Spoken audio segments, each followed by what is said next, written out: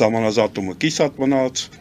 իրական դա սահմանազատում էլ չէր, միակողմանի տվեցին իրանցի հողերը, իրանց բաղանից հատվածում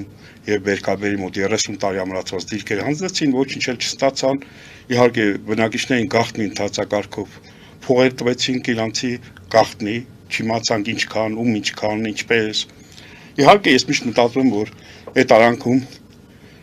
ինչպես ասում են, մեղրը կտրողը մատը լիզում է։ Այս դեպքում կարող մատը չէ, ձեռքը լիզեցին։ Այսինքն մարդիկ կան, որ գումար աշխատեցին, ես այդպես եմ կարծում,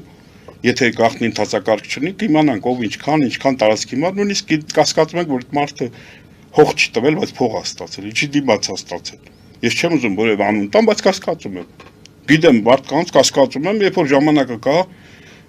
երբ որ իշխանություն կփոխվի, ժամանակ այդ հարցերը կարողա իսկ այս իշխանության օրոք ոչ մի արտահայտության չեմ ակնկալում, եթե արտահայտություն ուներ 65 միլիարդի